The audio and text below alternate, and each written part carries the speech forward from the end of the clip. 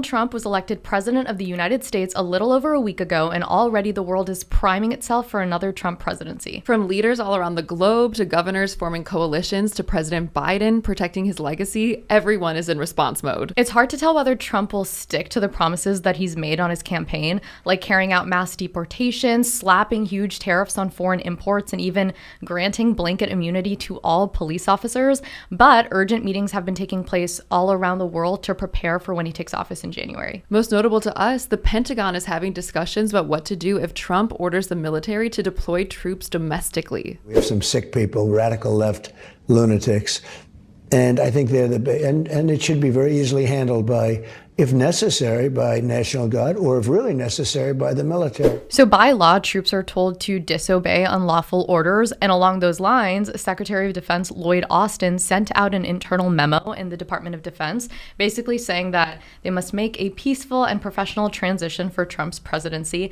But the memo goes on to say that the ultimate duty that they have is to the Republic and the Constitution. And it's super rare for them to send out a memo like that. And actually, Harris said a similar sentiment in her concession speech, that we don't owe our loyalty to a party or a person, but to the Constitution. Yeah, it's an important message to remember during these times of change. Governors in nearly half the states are also flying into action to serve their people. And because of a more conservative Supreme Court and now more conservative Congress, governors in these Democratic states are kind of working to create stronger defenses by what they're calling Trump-proofing their state's laws. And they arguably hold the most power in opposing him. So in California, Governor Newsom will convene a special session of the state legislature before Trump takes office to try to safeguard progressive policies, or in his words, protect California values. He's focusing on abortion, immigration, and especially climate, since California is really paving the way in environmental protections. So before Trump takes office, the EPA is planning to grant California a waiver to ban the sale of gas-powered vehicles in the state after 2035, which is like the most cutting-edge progressive climate policy probably ever. And 16 other states have also planned on following this rule, but Trump has promised to revoke the waiver when he takes office, calling the regulations ridiculous and saying, "I will terminate that." Trump also posted last week, Governor Gavin Newsom is trying to kill our nation's beautiful California. He is using the term Trump-proof as a way of stopping all the great things that can be done to make California great again. Basically, every Democratic governor is preparing for legal fights. So Newsom is also asking the state to give the Attorney General's office more funding to fight federal challenges and retribution. In New York, Governor Kathy Hochul created the Empire State Freedom Initiative, which will address threats against reproductive and LGBTQ plus rights, as well as gun safety and environmental justice. And she said, "If you try to harm New Yorkers or roll back their rights, I will fight you every step of the way." Similarly, in Illinois, Democratic Governor J.B. Pritzker said, "You come for my people, you come through me." And he's looking at ways to protect the records of women who come to Illinois for abortions, down to details like easy pass payments on toll highways or cell phone calls. And he has cause to be worried because Project 2025 calls for government monitoring of pregnancies and abortions. So for everyone who said Trump doesn't know what Project 2025 is, he just put a key contributor in charge of criminals to be kicked out of this country. So Trump has just confirmed that Project 2025 is indeed his plan for the Department of Education. Saw Bannon today on the other side of talk about promises. Bannon was holding the actual 2025 mandate for leadership up to the camera. Even though all of these governors are fighting their own battles in their own states, 23 of them have come together to form a coalition called the Reproductive Freedom Alliance. And it basically serves as like a hub for these governors and their lawyers and strategists to kind of come together and strengthen reproductive rights for women. And governors in Washington, California, Massachusetts, New York, and Oregon have even secured stockpiles of mifepristone or abortion pills in their states' warehouses in case there's a federal ban on abortion. Wow, it's so crazy to imagine if they can give those to women, even if it's illegal, like what happens? Yeah. Imagine like Trump like putting the governor of Washington in jail or something. These governors view Trump as a threat to democracy, and they're not the only ones. So President Biden is working to get as much money and weaponry into Ukraine's hands as possible before his term ends in January, fearing Trump is going to stop sending them aid and effectively cost them the war. Last week, Biden also passed his 56th round of judicial nominees. Oh, wow.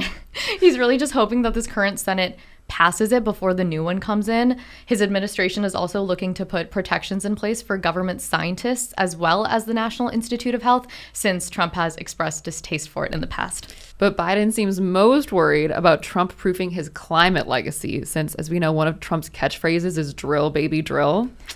So just in the last week, Biden has finalized plans to limit oil drilling at the Arctic National Wildlife Refuge. He's defended his pause on approvals of new gas exports, and he's hustling to issue several other significant policies regarding toxic chemicals. Which makes sense because Trump has promised to resume those natural gas exports on his first day back, as well as eliminate the EPA in, quote, almost every form. And that's not even a crazy notion, because just this week he announced he's closing down the Department of Education. Doing very early in the administration is closing up the Department of Education in Washington, D.C., and sending all education and education work and needs back to the states. You can't do worse. People that in many cases hate our children, we're going to send it all back to the states.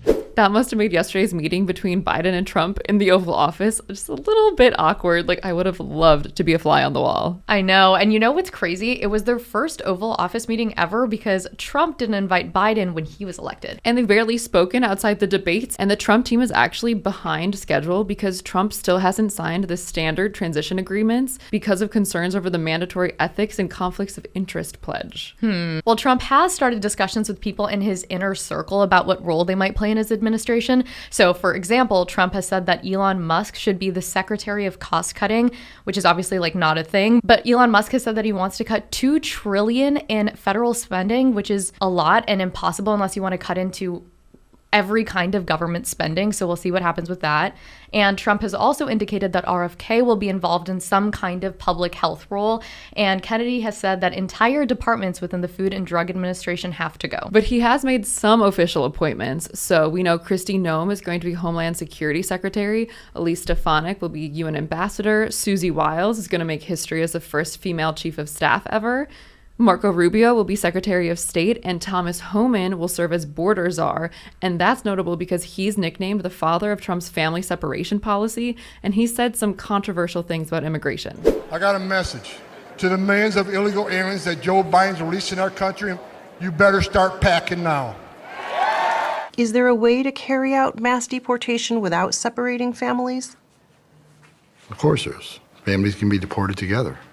And in response to a clearly more hardline administration on immigration, the National Immigration Law Center has been scenario planning and training like rapid response units in case of threats, violence, immigration raids, and just any other kinds of violations against immigrants that come up in the country. And the ACLU, which is the biggest civil rights legal defense union, is really gearing up for legal battles. And they've published a roadmap for how they plan to combat the Trump administration.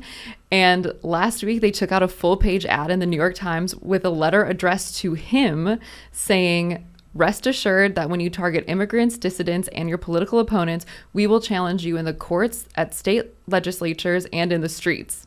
And they actually brought 434 legal actions against him in his first term. And in many of those, they were successful even by judges that Trump himself appointed. The ACLU has also hired a new auditing firm to basically look through all of its finances so it can withstand any IRS scan by the Trump administration. But of course, Trump's victory is felt in every corner of the world. So last week, European leaders met in Hungary, which of course is ruled by authoritarian Prime Minister Viktor Orban, who's a huge supporter of Trump and thinks Trump is changing the world. Trump's re-election definitely gave a tone of urgency to the meeting. So the unstable future of Ukraine was definitely discussed because Trump has been pretty vocal about wanting to cut funding to the war. Another hot topic was the potential of massive tariffs on imports, since the US and EU have the largest bilateral trade and investment relationship in the world. So Europe is really, really worried about these tariffs. And leaders like Macron emphasized the importance of the EU taking space from the US and becoming more independent because of the instability that another Trump presidency will bring. Big countries stood up and said, well, sir, if we don't pay and we're attacked by Russia, will you protect us? No, I would not protect you. In fact, I would encourage them to do whatever the hell they want. You got to pay. You got to pay your bills. Global policy experts also think Trump's win will bolster right-wing parties in Europe at a time when its two biggest powers, Germany and France, are burdened by political crises of their own. And European bankers and economists have said that Trump's re-election is Europe's worst economic nightmare and might push the continent into a full-blown recession. So they're strategizing, but Europe isn't the only one. Canada revived a special cabinet committee where they're basically sending Canadian officials to the US to revive relations and protect trade from any disruptions. And South Korea even held an emergency economic and security meeting after Trump's election and is just trying to prepare for the uncertainty to come. And we were surprised to learn that Israeli officials have been giving briefings about the war in Gaza to Jared Kushner, who's, of course, Trump's son-in-law, married to Ivanka, worked on Middle East issues during his first term, and David Friedman, who served as Trump's ambassador to Israel. So that's notable since those are not through the official channels. Speaking of which, Trump has had roughly 70 calls with world leaders since he was elected, and since he hasn't signed those mandatory transition documents that we mentioned. These are through unofficial channels, and these calls were taken on his personal line.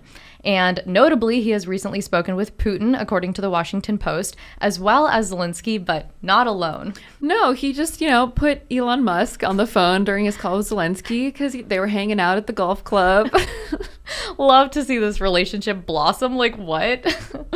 The call did, though, end up giving Zelensky an opportunity to thank Elon Musk for Starlink, which supplied Ukrainians during the war with internet. And speaking of Starlink, Mabel, did you see the reports that Putin asked Elon not to connect service over Taiwan as a favor to Xi Jinping? That's such a weird web of people to be intertwined over internet in Taiwan. Why is Putin asking for favors on behalf of Xi Jinping? Yeah, no, it's very worrisome. Well, this brings us to Trump's chaotic relationship with Xi Jinping and China and what we can kind of expect during his second administration.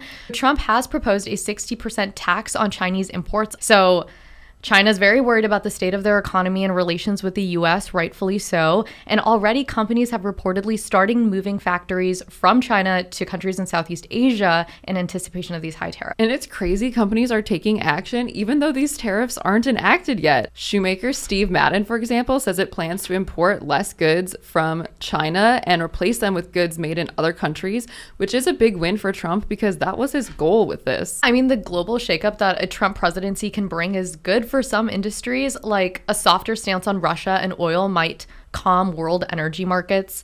Inflation forecasts have started to trend up, and apparently the top 10 billionaires in the world made $64 billion in a post-election stock surge. So we are so happy for them. They really needed that. And good news for crypto bros, because Trump has vowed to ease regulations on crypto and create a reserve to hold the nation's Bitcoin supply. And honestly, this list could just keep going on. There's the Federal Reserve, unions, NATO, healthcare.